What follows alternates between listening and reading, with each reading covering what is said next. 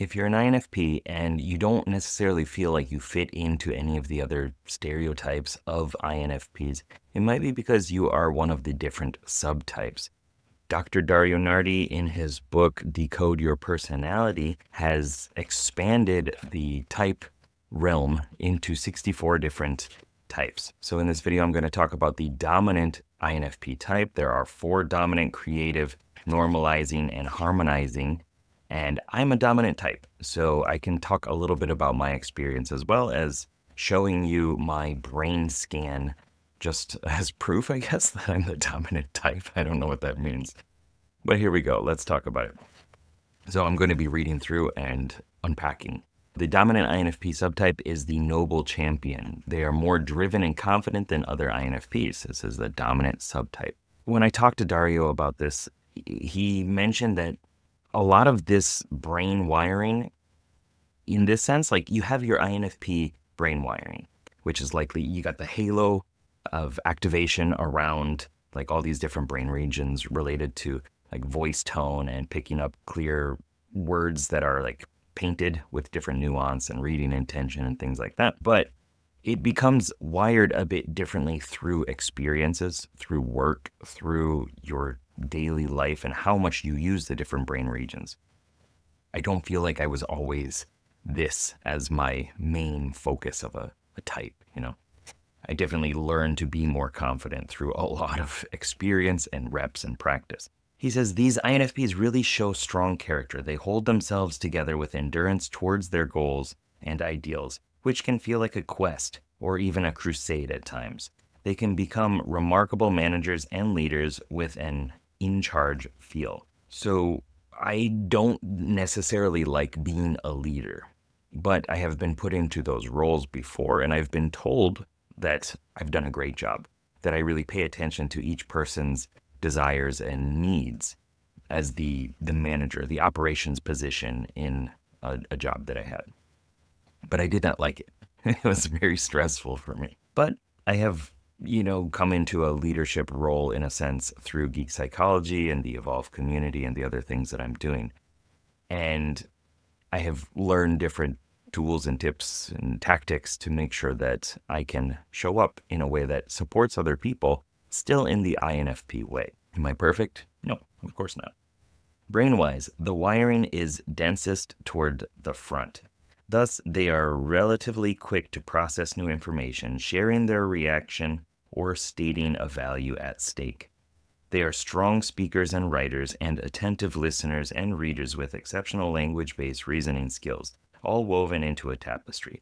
They are particularly good at communicating with a purpose in mind, such as explaining a key idea or tuning into someone's real agenda. So I've spent a lot of time also improving my ability to logically communicate. Again, am I always amazing at it? No.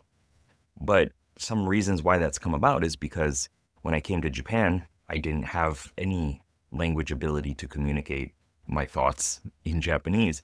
So I had to find ways of doing that. And also 1,200 or 500 or whatever YouTube videos down the line, I've improved my craft. One of the intentions for me doing YouTube was to get better at speaking in front of a camera, yes, but also just extroverting how I'm feeling inside and being able to communicate that with people. I've put in a lot of hours to do that. And I've learned different frameworks and models to structure arguments and thoughts in a way that is something that people can generally grasp. Still working on it though. Ideally, they find ways to balance the various demands of a situation with their identity, checking that decisions match their goals and values. Often, they rely upon templates, ways of thinking and working that they can draw on to quickly do something. To really use their imagination, they must turn it on or wait for it to wake up.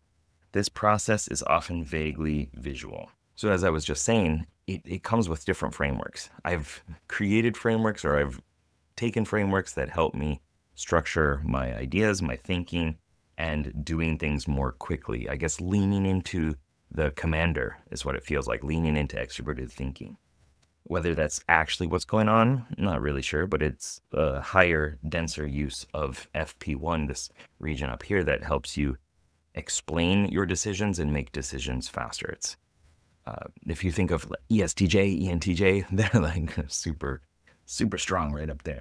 And yes, to use my imagination, I do feel like I need to turn it on. Like I need to like activate it. When I was younger, that thing was just rampant all the time. But now it's, okay, we're in imagination mode. Let's turn it on. Let's play. Being INFPs, they still need quiet time. In those moments, they ponder ideas and feelings, comparing what's new to what is already in their memory storehouse. That's a strange sentence. They check for what aligns and may simply screen out what does not. They are persistent and consistent as they work toward what are inevitably noble and humanistic needs. Focus and certainty often frames them as ethical and moral examples. Other times, they can come off as overly idealistic, preachy, rigid, or extreme. I think I can definitely come off as preachy, and I hope not.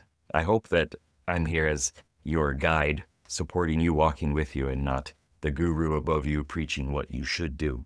But I can see definitely how that would come about. I think I've been improving at my ability to screen out what does not matter. And of course, I need a lot of quiet time. I would spend just prime weeks on end by myself if I had that option. These INFPs tend to excel in public-facing and administrative jobs. Their specific interests vary, but they keep at whatever it is. Business, education, law, music, psychology, and social work are popular choices.